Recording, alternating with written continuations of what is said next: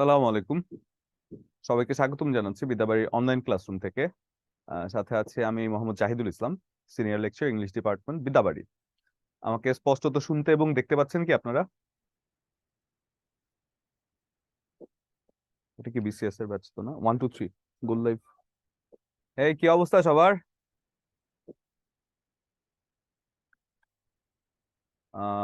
আব্দুল কুদ্দুস মিয়াজি, ওয়ালাইকুম আসসালাম। ভালো আছি আলহামদুলিল্লাহ। হ্যাঁ, বোর্ডে, ও আচ্ছা। ওকে, দেখতে পাচ্ছেন। সবাই কেমন আছেন? পড়ালেখা কেমন চলছে সবার? প্রিপারেশন কেমন চলছে? নমস্কার। জি, আমি আছি আলহামদুলিল্লাহ, ভালো আছি। ওকে, ভেরি গুড। পড়ালেখা ভালো চললেই হবে। আপনাদের অ্যাসাইনমেন্ট টেস্ট খুব সম্ভবত নেক্সট আগামীকালকে হবে। সেক্ষেত্রে কেমন পড়ালেখা করছেন আল্লাহ মাহবুব জানে, বাট যে অ্যাসাইনমেন্ট টেস্ট গুলো আছে এগুলো সিরিয়াসলি নেওয়ার প্রথম থেকেই বলেছিলাম। সেই জিনিসটা যদি সিরিয়াসলি নিতে পারেন, সবকিছু মিলিয়ে আপনার পরীক্ষার জন্য ভালোভাবে পড়তে পারলিনি। আচ্ছা, ঠিক আছে, পরীক্ষাটা শেষ হলে এগুলো আবার রিপিট হবে, সমস্যা নেই। সেক্ষেত্রে তখন ইয়ে করবেন। আর যাক, সবকিছু মিলিয়ে আপনার মোটামুটি যদি ভালো হয় সেক্ষেত্রে আসলে মানে আপনার সাকসেসফুল হওয়ার চান্সটা খুব বেশি থাকে আর কি। তো 5টায় ক্লাস আমাদের যেহেতু ছিল, আমরা 5টাতেই শুরু করলাম, যদিও এখন আজান দিচ্ছে। আপনারা নামাজের ব্রেকটা খুব সম্ভবত পাবেন না, তো মানে আমরা ক্লাসটা এখন শুরু করে দিচ্ছি। ঠিক আছে, আজান কি মাত্র দিচ্ছে? তাহলে 10 মিনিট ওনাদের ব্রেক দিই, নামাজটা পড়ে নেই। আচ্ছা, আমরা তাহলে আজান যেহেতু দিচ্ছে আপনাদেরকে আমরা 10 মিনিট সময় দিচ্ছি। 10 মিনিটে নামাজটা পড়ে আসেন, ঠিক আমরা 5টা 15-তে আবার ক্লাসটি শুরু করছি, হ্যাঁ? কারণ এটা বলতেও ভালো লাগছে না, নামাজের ব্রেকটা পাবেন না। সেক্ষেত্রে আমাদের এরপরে আবার মাগরিবের আজান আছে, তো এর মধ্যে দিয়ে খুব জলদি আমরা নামাজটা পড়ে আসি, হ্যাঁ? ওকে।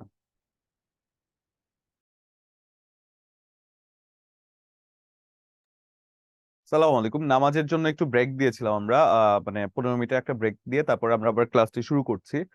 সেক্ষেত্রে এখন আপনারা চলে আসার কথা। আমাদের আশা করছি নামাজ পড়া হয়ে গিয়েছে।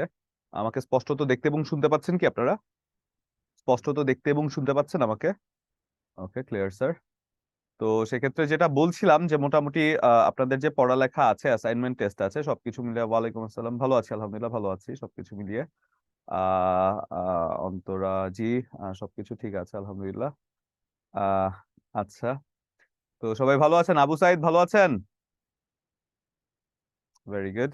তো আপনাদের যদি আমি 5 মিনিটে, যেহেতু কেয়ার লাইফ ক্লাসটা আমার একটু পেতে দেরি হয়ে যায়, 5 মিনিটে কারোর কোনো ইস্যু থাকলে আমরা 5 মিনিট কথা বলতে পারি, ঠিক আছে? হ্যান্ড রেজ করে আমার সাথে কথা বলতে পারেন। আচ্ছা, thank you Golam Mostafa. Okay, Sajia Akter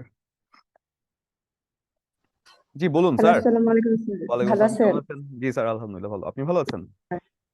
G sir, আমাদের আগের যে অ্যাসাইনমেন্ট টেস্টটা গেছে স্যার, হুম। কিছু কিছু কোশ্চেন মনে হচ্ছে আমাদের কনফিউজিং। স্যার, ওটা আপনার একটু কথা বলতে চাচ্ছিলাম আপনার সাথে এই বিষয়ে। আমি ওই অ্যাসাইনমেন্ট টেস্টের ব্যাপারে কথা বলেছি যারা প্রশ্ন করেছিলেন, তারপরে মানে ওনারা আমাকে বলেছেন যে আসলে মানে যিনি প্রশ্নকর্তা ছিলেন তিনি আসলে খুব একটা বুঝেননি যে কোন জায়গা থেকে প্রশ্নটা করা, মানে কোনটা টপিক ছিল। তো সেই জন্য একটু এবড়ো থেবড়ো হয়ে গিয়েছে। তো মানে নেক্সট অ্যাসাইনমেন্ট টেস্ট থেকে আমি বলে দিয়েছি যেন আপনাদের যে টপিক গুলো থাকে সেই টপিক থেকেই প্রশ্ন আসে, ঠিক আছে? স্যার স্যার, এইটা না, যেমন কয়েকটা কোশ্চেন আপনার হচ্ছে যে আমাদের ওনারা যে অ্যান্সারটা দিচ্ছে আমরা ওই অ্যান্সারটা পাই নাই, আমরা আচ্ছা অন্যটা পড়ছি আচ্ছা, এরকম। যেমন যেমন বলেন তো। যেমন নাম্বার, এটা কি ভার্ব? নাম্বার ওয়ার্ডটা কি হিসেবে ব্যবহৃত হয়? নাম্বার ওয়ার্ডটা কি হিসেবে ব্যবহৃত, আপনার কাছে কি মনে হয়? নাম্বার কি ভার্ব নাকি নাউন? স্যার, এখানে আমরা ইয়েতে জব সলিউশনে নাউনও পেয়েছি, ভার্বও পেয়েছি। এখন ওনারা অ্যান্সারে দিছে ইনুমারেট। এখন স্যার আমরা কোনটা বুঝবো? অপশনে কি কি ছিল ওখানে অপশনে? নাম্বার ছিল, ইনুমারেট ছিল, আর স্যার দুইটা মনে নাই। আচ্ছা, নাম্বারটাই প্রপার অ্যান্সার হবে, ঠিক আছে? এই স্যার জাতীয় যে ওইখানে অ্যান্সার গুলো আমাদের, আছে। জি বলুন। স্যার ওইটা আমাদের কেটে দেওয়া হয়েছে। মন খারাপ হয়েছে খুব না? স্যার আরেকটা কোশ্চেন আছে ইংলিশ বিষয়ে, জি জি। আমাদের কোশ্চেন তো, once I get the chance I can prove myself, what type of parts of speech once? Sir আমরা কি ওয়ান্স অ্যাডভার্ব করেছিলাম না? আরেকবার বলবেন প্রশ্নটা? Once I get the once chance. Once হ্যাঁ আচ্ছা আচ্ছা, once I I get get the the chance. chance I can prove myself what type of parts of speech once আচ্ছা, সেক্ষেত্রে অপশনে কি নিয়েছে ওখানে? ওইখানে ওনারা কনজাংশন দিছে স্যার এটা কি হবে once I get the chance I can prove myself. হ্যাঁ, এটা কনজাংশন হওয়া উচিত, কেননা আপনার আই ক্যান প্রুভ মাইসেলফ এবং যে ওয়ান্স কি বলে, I can prove, once I get the chance I can prove myself, দুটোকে যুক্ত করছে ওয়ান্স কথাটি দিয়ে, সেক্ষেত্রে এটা কনজাংশন হবে। আপনার মনে হয় কনফিউজিং মনে হচ্ছে কি মাঝখানে বসে নেই সেজন্য, তাই তো? জি স্যার হ্যাঁ হ্যাঁ, এটা একটু কনফিউজিং ব্যাপার আছে, ঠিক আছে। আর আচ্ছা ঠিক আছে আর আর আর তো কোনো কোয়েশ্চেন নাই। ঠিক আছে, আর যেহেতু আপনারা আপনাদের বড় ভাই হিসেবে আমার একটা দায়িত্ব থাকে, সেক্ষেত্রে আমার 41তম বিসিএস এর রেজাল্ট হয়েছে, আপনারা জানেন। সেক্ষেত্রে বলে নিচ্ছি, proudly saying that I have been qualified at that BCS examination and I have been recommended as a non-cadre. সেক্ষেত্রে স্যার কংগ্রেচুলেশনস কনগ্রাচুলেশনসটা আসলে এটা আশা করিনি, বাট এটা জাস্ট এই কারণে বলা যে দেখেন বিসিএসটা হচ্ছে আমার, নর্মালি যদি আমি আমার ভাইবা এক্সপিরিয়েন্স বলি, কারণ আপনাদের মোটিভেশন থেকে শুরু করে সবকিছু আসলে আমি ছিলাম শুরু থেকে। তো এটা যে আসলে তকদির আপনাকে কোন জায়গায় নিয়ে যাবে আপনি আসলে জানেন না। আমার ভাইবা ছিল 28 মিনিটস, একেবারে 28 মিনিটের ভাইবা আমার হয়েছে, নর্মালি 12 থেকে 15 মিনিট রাখে। আমি যেসব জায়গায় স্ট্রং, আমাকে ইনফ্যাক্ট গানও গাওয়ানো হয়েছে। আমার কি বলে সার্টিফিকেট নিয়ে প্রথমে শুরুই আপনাদেরকে আমি বলেছি, প্রথমে শুরু করেছিল ভেরি গুড বলে চেয়ারম্যান স্যার যিনি ছিলেন। সবকিছুই ভালো, আমার রিটেন পরীক্ষা মানে মোটামুটি সবকিছুই ভালো হয়েছে, বাট হোয়াট আই এক্সপেক্টেড সেটা হয়তো আসেনি। তো এজন্য বলছি যে এই জার্নিতে আমরা সর্বোচ্চ চেষ্টা করতে পারি, বাট মানে আই এম লাকি ইনাফ যে আমার আরো দুটো বিসিএস আছে, 43 আছে, 44 আছে। সেক্ষেত্রে সেটা আসলে দেয়ার, রিটার্ন তো দিয়েছি, সেক্ষেত্রে ভাইবা হয়তো তখনও দিতে পারবো। বাট এই জার্নিটার কথা এই জন্য বলছি যে দেখেন, আমার কাছে আমি কিন্তু ডিস্টার্ব ছিলাম মেন্টালি, আমি 2 দিন খুবই ডিস্টার্ব ছিলাম। মানে থাকে না যে আমি তখন ক্লাস নিচ্ছি যখন রেজাল্টটা দিয়েছে, তো হঠাৎ করে আমি দেখছি বাসা থেকে কেউ জানাচ্ছে না। আই ওয়াজ এক্সপেক্টিং যে আমাকে ফোন দিয়ে কনগ্রাচুলেশন জানাবে। তো হঠাৎ করে যখন এরকম হলো, তা আমি একটু অবাকই হয়েছি আর কি সবকিছু মিলিয়ে। কারণ মানে আমার যদি কোনো জায়গার মধ্যে এভারেজ হতো তাহলে আমি বুঝাতে পারতাম নিজেকে যে আসলে এটা তো এভারেজ ছিল। তো সবকিছু মিলিয়ে দিনের শেষে হয় কি, যে এই জায়গায় আমরা শুধু আশা করতে পারি, ঠিক আছে। ওই যে 1 লাখের মধ্যে, আচ্ছা আপনি কিছু মনে করবেন ভেবে না, আমার নিজের দায়িত্ববোধ থেকেই থাকে, কারণ আপনি যখন দেখছেন আপনার মেন্টর হিসেবে আমি আছি, আমি কি করছি সেটা আপনার মোটামুটি আপনাকে এটাও মোটিভেট করবে। সেক্ষেত্রে আমার এখনকার সিচুয়েশন আপনাকে মোটিভেট করতে পারে এই ভেবে যে সবকিছু পজিটিভ ছিল, সবকিছু ইনফ্যাক্ট আমি একটা আপুকে গাইড করেছিলাম, তিনি ব্র্যাকে কর্মরত আছেন এখন। সেই আপু আমার সাথে তার রেজাল্টটা বলতে পারেনি, সে আমি তাকে শুধু জানিয়েছিলাম যে আপু আমার নন ক্যাডার এসছে। তো সে জাস্ট আমাকে ওই দিন রাতে সে আমাকে খুব বড় সড়ো দেখলাম মোটিভেশনাল কথাবার্তা বলেছে। তো সকালবেলা আমি মানে জিজ্ঞাসা করছি তারও তো মেন্টাল কন্ডিশন এমন হওয়ার কথা, কারণ আমি এক্সপেক্ট করিনি। তো তাকে আমি যখন পরে জিজ্ঞাসা করলাম আপু তোমার রেজাল্ট কি, পরে বলে আমি তো প্রশাসনে অষ্টম হয়েছে। না, ফার্স্টে তিনি বলতে চাচ্ছেন যে ভাই আমি তোকে বলতে পারবো না আমার রেজাল্টটা, কারণ মানে ওভারঅল মানে এমন কিন্তু অনেক সময় হয়। আর আমিও দেখেছি যে এমন অনেক স্যাররা আছেন যে খুব চেষ্টা করেছেন, খুব চেষ্টা করেছেন, সবকিছু পজিটিভ ছিল, বাট আনফরচুনেটলি হয়নি। তো এই জন্য বলছি যে চেষ্টা করবেন অবশ্যই, মানে চেষ্টা করবেন অবশ্যই, বাট গ্রাজুয়েশন কোথা থেকে, I have been qualified my graduation from north south university. তো সেক্ষেত্রে আর আমার যদি আনফরচুনেট কোনো কিছু বলি, সেক্ষেত্রে একটা জিনিস আমি বলতে পারি যে আমার ভাইবাটা ছিল সেকেন্ড দিনে। যেদিন 5 তারিখে ভাইবা শুরু হয়েছে আমার 7 তারিখে ভাইবা ছিল। বাট আনফরচুনেট এই কারণে বলছি যে প্রথম দিকে হয়তো তারা হাত খুলে মার্কসটা দিতে চায়নি, কারণ ভাইবাটা অনেকটাই পার্থক্য করে দেয়। আপনি আমাদের ভাইবাটা 6 মাস চলেছিল। তো 6 মাসের ভাইবার মধ্যে যখন দ্বিতীয় দিনে আমার ভাইবাটা পড়ে যাচ্ছে, স্বাভাবিকভাবে আমি যতই ভালো হই না কেন 200-তে হয়তো আমাকে 130-এর বেশি দিবে না। আমি যদি 190 পাই গিয়ে 6 মাস পরে, 6 মাস আগে আমাকে হয়তো তারা এত হাত খুলে মার্কস দিতে চায়নি, এরকম আমার কাছে মনে হয়েছে। তো এই জন্যই ব্যাপারটা বলছিলাম যে দেখেন জার্নিটা পুরোটাই আনপ্রেডিক্টেবল। আমরা হয়ে যাব, হয়ে গিয়েছি তা না, বাট আমরা চেষ্টা করতে পারি, মানে সবশেষে আমরা লেগে থাকতে পারি। এমন অনেককেই দেখেছি যারা, আর আমার কাছে খুব একটা বেশি মানে হ্যাঁ একটু মানে প্রথম দিকে ইয়ে ছিল পরে, বাট খুব একটা বেশি খারাপ লাগছে না, কারণ আমি এরকম অনেককে দেখেছি যে যার আসলে মানে সবকিছুই ভালো ছিল, বাট আনফরচুনেটলি হয়নি। তো এই জন্যই বলছিলাম যে কোন জায়গায় কাকে মানে যে কখন কিভাবে যে হয়ে যায়, ওই যে আপুটার কথা বলছিলাম যিনি প্রশাসনে অষ্টম হয়েছেন, আপনার রেজওয়ানা শাওন আপুর নাম, একবারে নাম বলে দিচ্ছি, হয়তো সামনে দেখতে পাবেন ওনাকে, মানে যে কোনো ভাবে উনি মানে ফ্যামিলি মেনটেন করেছে, উনি বাচ্চা সহ, এই কথাটা এই কারণেই বলছি, ওনার বেবি আছে 4 বছরের, মেয়েটার নাম শারিন। তো শারিনকে নিয়ে সে বাচ্চা সহ সে বিসিএস এর প্রিপারেশন নিয়েছে, এবং আমি মোটামুটি জানি একবারে টোটালি A to Z তাকে ভাইবার থেকে শুরু করে রিটেন থেকে শুরু করে মোটামুটি আমি মানে পুরোটাই জার্নিতে আপুর সাথে আমি মানে কন্ট্যাক্ট করেছি, কমিউনিকেট করেছি। তো সেই আপু যদি পেরে থাকে, আমার যারা স্টুডেন্টরা আছেন, আমার সাথে যারা আছেন, আপনাদের যাদের ফ্যামিলি আছে, আপনারা কেন পারবেন না? কারণ সে আপু কিন্তু প্রুফ করেছে আপনাদেরকেও। আমরা চেষ্টা করতে পারি, তার চেষ্টায় কোনো কমতি ছিল না, আমরা চেষ্টা করতে পারি, সর্বশেষে আমরা তকদিরকে ফেলে দিতে পারি না, তকদির আমাদের যা লেখা আছে সেটাই। ঠিক আছে, তো এই গেল বিসিএস রিলেটেড কথাবার্তা। আর আমি আসলে আপনাদের অনেকদিন ধরেই হয়তো ক্লাস নিয়ে নেই, এই জন্য আমি আপনাদের কেয়ার লাইফটাও পাচ্ছিলাম না, সেই জন্য বিসিএস নিয়ে একটু কথা বলে নিলাম। তো চলেন এবার আমরা ক্লাসে ফিরে আসি। সেক্ষেত্রে যখন আমরা বলছি আজকের ক্লাসটি শুরু করছি আমরা গ্রামার দিয়ে। হ্যাঁ, আমি তো বলেছিলাম স্যার গ্রাজুয়েশন কোথা থেকে কমপ্লিট করেছে, আমি বলেছি আমার বিবিএ ছিল নর্থ সাউথ থেকে, এমবিএ ছিল ইউনিভার্সিটি অফ ঢাকা থেকে। আর মানে থাকে না যে সবকিছু মিলিয়েই আসলে এটাকে আমি কোনো ইস্যু দিব না, কারণ প্রাইভেট থেকে অনেকে মানে ইয়ে হয়, বিসিএস ক্যাডার হয়। দুর্নীতি হয়েছে এটাও বলবো না, কেননা যারা হয়েছে তারা আমার সাথে কেউ দুর্নীতি করার মতো মানুষ ছিল না। সেক্ষেত্রে ফরচুন এখানে একটা ব্যাপার থাকতে পারে। ঠিক আছে, এবার যদি আমি দেখি ভার্ব, ইনফিনিটিভ, জিরান্ড অ্যান্ড পার্টিসিপলের কথা বলছি। নর্মালি আমরা যখন প্রিপারেশন নেই ভার্বের ব্যাপারে, স্যার আমার একটা কমপ্লেইন ছিল। আহ, আচ্ছা, কমপ্লেইনটা স্যার আমরা তাহলে ক্লাসের শেষে নেই, আমাদের কিন্তু এরপরে আবার মানে অ্যাসাইনমেন্ট টেস্টের রেজাল্ট নিয়ে আমার কাছে রেজাল্টের শিটটা নিয়ে আমাদের ওই বিদ্যাবার একটু ঝামেলা হয়েছে সবকিছু মিলিয়ে। তো সেজন্য আসলে কয়দিন ধরে আমি যেভাবে চাচ্ছি সেভাবে পাচ্ছি না। হয়তো সেট আপটা হয়ে গেলে তারপরে আবার আমরা পুরো দমে মানে আমরা যেভাবে চলছিলাম সেভাবে করতে পারবো। এই জন্য দেখেন না কেয়ার লাইভের ক্লাসটাও আমি খুব সহজে আর কি পেয়ে যাই না, একটু সময় লাগে। ধরেন আমি বলেছি আজকে 2 দিন, আমার স্কেজিউলও তো মিলতে হবে, তো সবকিছু মিলে আসলে একটু মানে এদিক সেদিক হয়ে যাচ্ছে, এটা আশা করছি সামনে হবে না। এবার দেখি আমরা যখন ভার্ব বলছি, দেখেন আমরা কিন্তু ভার্ব অলরেডি পড়ে এসেছি, আমরা পার্টস অফ স্পিচে ভার্ব পড়ে এসেছি। ইনফ্যাক্ট ইংরেজি যা আছে টোটালি কিন্তু পার্টস অফ স্পিচ থেকে, মানে পার্টস অফ স্পিচেরই পার্টস অফ স্পিচেরই শাখা প্রশাখা ইংরেজি পুরো সাবজেক্টটা। তো যখন আমরা পার্টস অফ স্পিচে পড়েছি তখনকার ভার্বটা ছিল পার্টস অফ স্পিচ রিলেটেড কি আসতে পারে, বাট এখনকার যে ভার্বের পড়ালেখাটা আমরা করব সেটা হচ্ছে এই ভার্বকে আলাদা করে কিভাবে আসতে পারে। আমরা জিরান্ডের নাম শুনেছি, পার্টিসিপলের নাম শুনেছি, অ্যাডজেক্টিভ নাকি জিরান্ড বা পার্টিসিপল এটাকে নিয়ে কনফিউশনের নাম শুনেছি, ইনফিনিটিভের নাম শুনেছি, কজেটিভ ভার্বের নাম শুনেছি।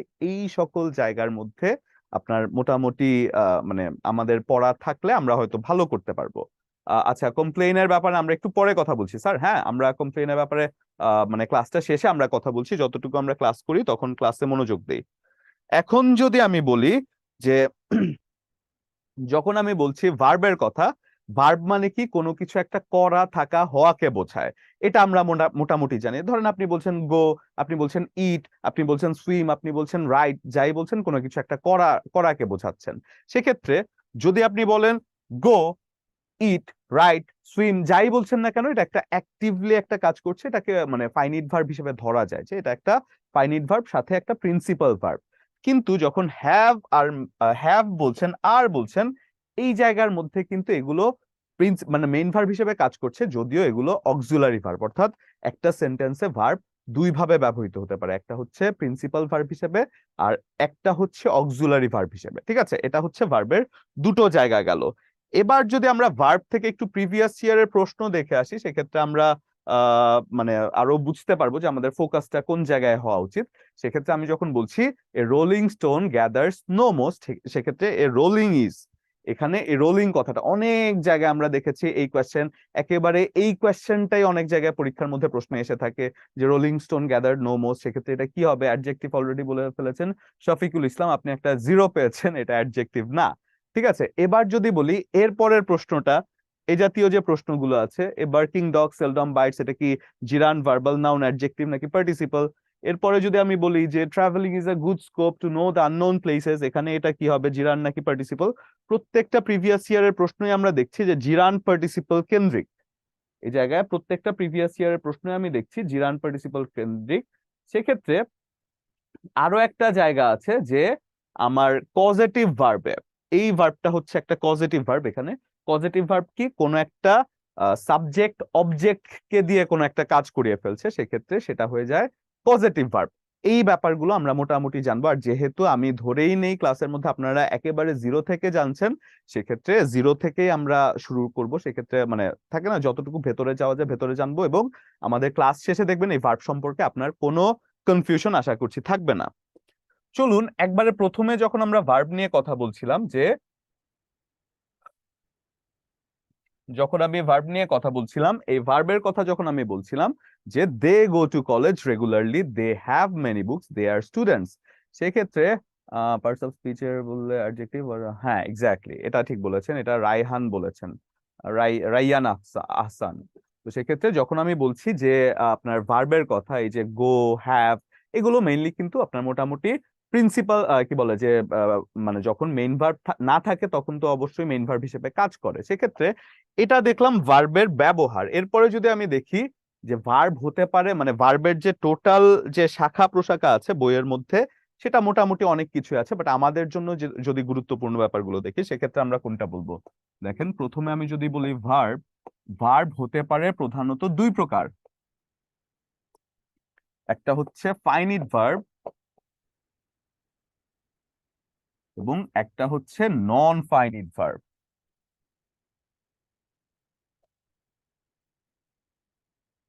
নন ফাইনিট ভার্ব, সেক্ষেত্রে ফাইনিট ভার্ব হচ্ছে সমাপিকা ক্রিয়া, নন ফাইনিট ভার্ব হচ্ছে অসমাপিকা ক্রিয়া।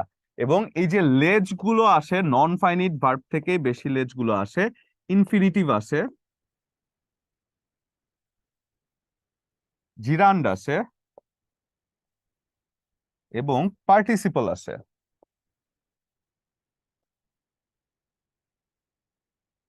যেটা খুবই গুরুত্বপূর্ণ, এই জায়গাটা আমাদের জন্য খুবই গুরুত্বপূর্ণ, ইনফিনিটিভ নন ফাইনিট ভার্বের যে জিরান্ড পার্টিসিপল আছে। এরপরে হচ্ছে কি, ফাইনিট ভার্বেরও দুটো অংশ আছে, একটা হচ্ছে কি আপনার প্রিন্সিপাল ভার্ব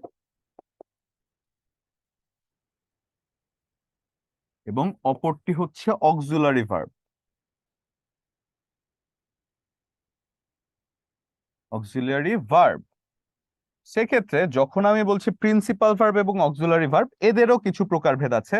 এখন আমি যেগুলো লিখছি এগুলো কিন্তু পরীক্ষায় আসার মতো বা আসে এইসব জায়গা থেকে, এই জন্য একটু আপনাকে আইডিয়া দিচ্ছি। নর্মালি আমাদের এই ক্লাসিফিকেশনস দিয়ে আসলে কোনো দরকার নেই, আমি শুধু এটা দেখাচ্ছি কেন আপনার পরীক্ষার মধ্যে এই জায়গাগুলো থেকে প্রশ্ন আসার সুযোগ থাকে। আমরা যখন প্রিন্সিপাল ভার্ব বলছি, প্রিন্সিপাল ভার্ব হয়ে যাচ্ছে দুই প্রকার, একটা হচ্ছে ট্রানজিটিভ ভার্ব, একটা হচ্ছে ইনট্রানজিটিভ ভার্ব।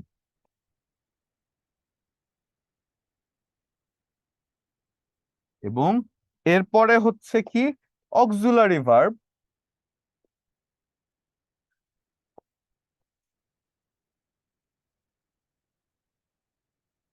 অক্সিলারি ভার্ব কি, একটা হচ্ছে প্রাইমারি অক্সিলারি এবং একটা হচ্ছে মডাল অক্সিলারি। তো এই যে দুটো জায়গা আছে, এই দুটো মানে এই যে ভার্বের টোটাল শাখা প্রশাখা আছে, এতটুকুই আমাদের জন্য গুরুত্বপূর্ণ। এবং চাকরি পরীক্ষা যদি আমরা একটু রিসার্চ করি, আরেকটা আছে বেয়ার কি বলে যে পজিটিভ ভার্ব, সেটাও গুরুত্বপূর্ণ, কিন্তু এতটুকুর মধ্যে থেকে আমার চাকরি পরীক্ষা মোটামুটি এতটুকু জানলে আমার ভার্ব দেখে চেনা যায়। ফাইনিট ভার্ব, আচ্ছা ঠিক আছে। তো যখন আমরা বলছি যে ভার্ব থেকে, ভার্বের এই জায়গাটাই আমার জন্য বেশি গুরুত্বপূর্ণ হয়ে থাকে। ঠিক আছে, এখন একটা একটা জায়গা করে আমরা দেখব, একটা একটা জায়গা করে আমরা জানবো, যতটুকু একবারে জানা আমাদের প্রয়োজন। এবার যদি আমি দেখি যে ফাইনিট ভার্ব বা সমাপিকা ক্রিয়া, ফাইনিট ভার্ব তাহলে কি? প্রথমেই আমরা দেখিয়েছি যে finite verb non finite verb দুটো ভার্বের সেগমেন্ট। ফাইনিট ভার্ব হচ্ছে যেই ভার্বটি ইউজুয়ালি কোনো একটা সাবজেক্ট অনুযায়ী পরিবর্তিত হয়, ইউজুয়ালি কোনো একটা টেন্স অনুযায়ী পরিবর্তিত হয়, ইউজুয়ালি কোনো একটা সেন্টেন্সকে মানে সে সমাপিকা ক্রিয়া হয়ে থাকে, মানে একটা কাজ সমাপ্ত করতে পারে, সেটাই ফাইনিট ভার্ব।